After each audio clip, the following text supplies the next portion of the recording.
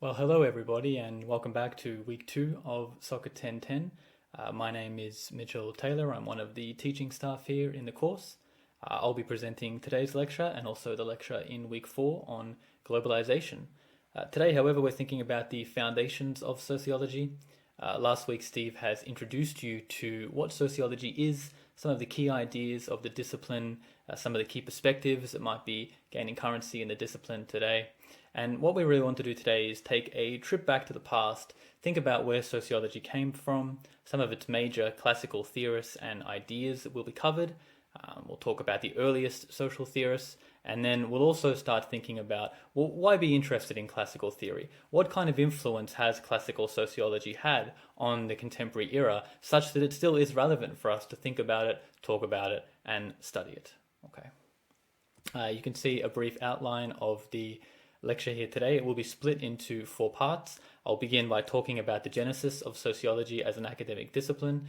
We'll talk about certain key theorists, Marx and his theory of capitalism and revolution, Durkheim and Weber and their theories of rationalization and the division of labor. And we'll also go into, as I said, social theory today. Where does the state of theory stand? You'll be introduced in this course to a whole range of different sociological thinkers and theorists, and I'd like to show you a little bit what they have learned from theorists that have gone before them. So let's start with part 1, the foundations of sociology as a discipline. As I said, today's lecture is really designed to discuss the origins of sociology. Where did it come from as a discipline? And we'll be focusing on the key early sociological theorists that started coming up with ideas in the 19th and the early 20th century. We'll be talking a lot about theory today as a term, and throughout a sociology education you are engaging with and thinking about theories. So it's really important to understand what we mean when we talk about theories. The history of sociology is in many ways a history of different theories, different ways of thinking about society. So what are theories? In a very simple way, you can understand theories as frameworks that we use as sociologists to help us explain, to interpret, and to critique key aspects of the social world. If we want to know what is going on in society, why things are the way they are, whether we should feel positive or negative about certain things, we can look to theories to help us in that process. Okay. And I think an easy thing to understand is the distinction between theory and research, particularly empirical research, what we call when you actually go out, do surveys, do interviews, collect data, and so on. That process of collecting data we call empirical research. And the purpose of that is to hopefully create theories, or perhaps to test some of the theories that we already have. So historically, sociologists have typically been divided. Some do empirical research, some do theory. Increasingly over the years, there's been more of a combination of these activities so that people who research are also doing theoretical work at the same time. But the idea is we collect and collate all this data about the social world, and from that we try to make broad generalizations about the way the social world operates. I often talk about theories as answers to questions. We all have questions about the way the social world operates, not only as sociologists, but also as lay people as well. And theories are answers to those questions. Some of those answers might have more evidence than others, but just think of theories as potential answers that are out there that can give responses to those key questions we might have about the social world.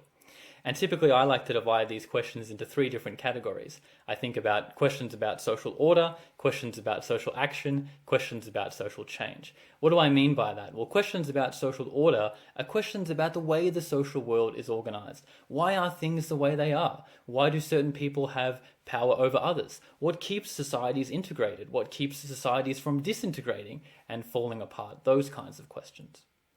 We might ask questions about social action. And these are questions about social behavior, fundamentally. Why is it that people behave the way they do? Maybe we notice differences in the way people behave. Men and women, for instance, generally choose different occupations. We might want to understand why. What are the social factors that might feed in to their occupational choice? So any questions about behavior, particularly differences in the way that certain groups behave, is something that can become a subject of sociological inquiry. Also, then we have questions about social change. Why do societies change? How are societies changing? Should we feel good about these changes? Should we be worried about these kinds of changes? Okay. These are all sociological questions. These are things that sociologists might engage with as topics, and in starting to answer those questions, we often look to theories, because theories can provide potential explanations to these kinds, or potential answers, I should say, to these kinds of questions. Okay. And different theories typically answer these questions in different ways. You'll see today, for instance, that the major theorists we're talking about have very different responses to some of these questions. Why theorize? Why use theory? Well, I've already said that theories are helpful for answering questions we have about the social world. They help orient us when we do research, and they also help us to systematize and convey our knowledge. You can think of all these different sociologists out in the world working on their individual topics in different areas. The hope is that collectively we can come up with theories that can explain things that are going on. Rather than just looking at individual topics, we can plug those data, plug those results into theories, and then use those theories for explaining what's going on in the world. The other important thing about theories is that it means that we don't always have to start at square one. There might be a new topic that I'm researching, maybe a new technology, maybe a new social trend, a new subculture that's emerging. Rather than starting from nothing and trying to understand what's going on, I can look to theories. Hopefully theories give us an established body of knowledge that I can use and then build on when I do research. So again, think of that question mentality. I might have a question about the world. Why are people joining this new subculture? What might the impact of this new technology be? I don't have to start fresh. I can look at theories to provide me with potential guides for what I should be looking for when I study that particular topic, because maybe people have tried to explain similar things in the past. The other reason you might be interested in theories is that theories are really important for influencing societies. If you want to change society in any way, if you want to develop good social policy, for instance, then you've got to understand how society actually works. Perhaps you're interested in reducing inequality. Well, one aspect of that is you have to understand, where does inequality come from? What are the mechanisms and the levers in a society that control inequality? And what are the aspects of society that we then have to change in order to change inequality? So all our attempts at changing society and influencing society rely to some degree on the kind of theories that we have about the social world. And even though you haven't studied sociology yet, all of you will have theories about the way the world operates.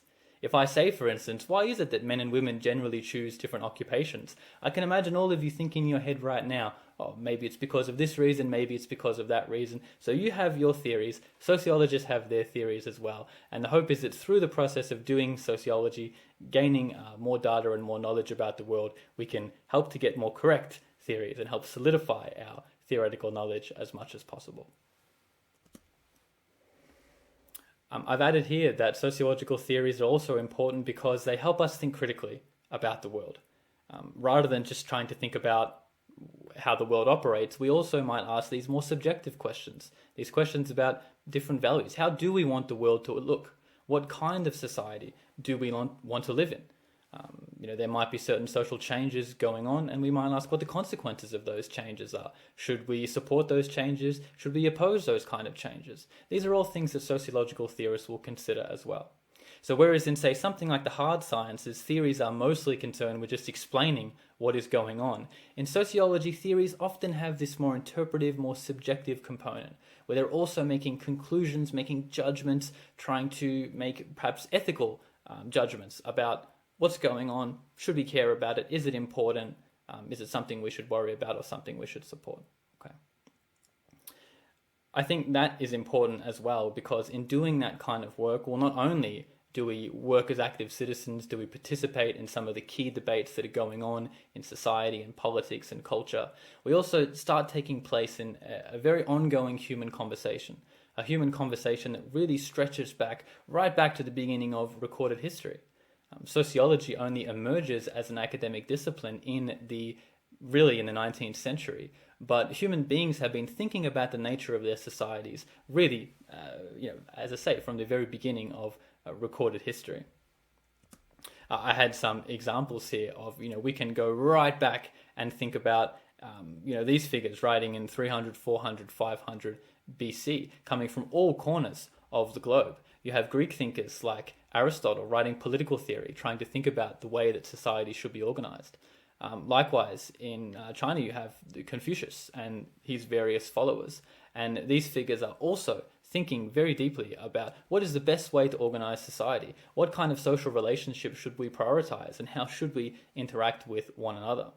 Likewise, from ancient India and other Vedic civilizations, you have thinkers like Chanakya, who was an Indian jurist, essentially a minister, who wrote many, many works of political theory.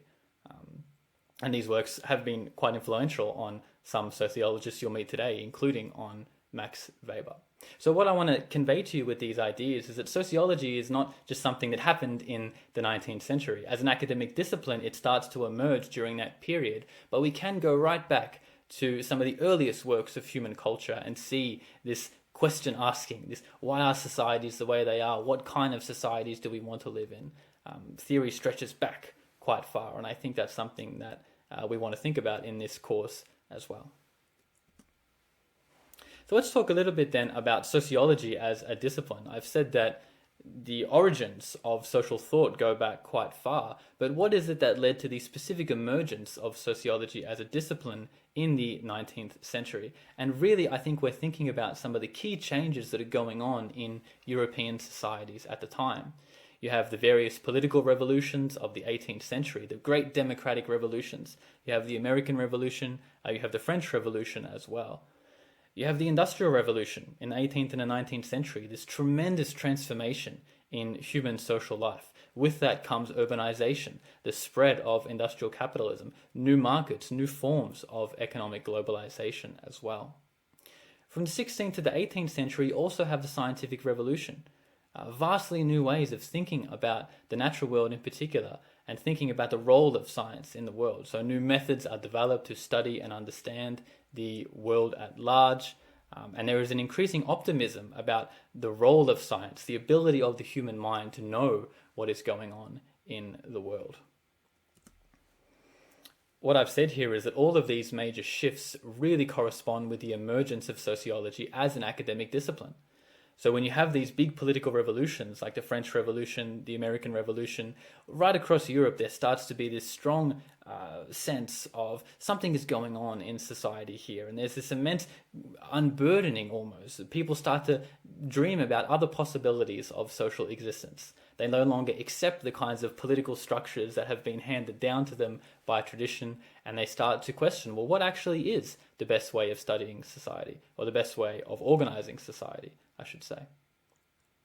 The Industrial Revolution is very important here because it kicks off all these very dramatic transformations in human social life.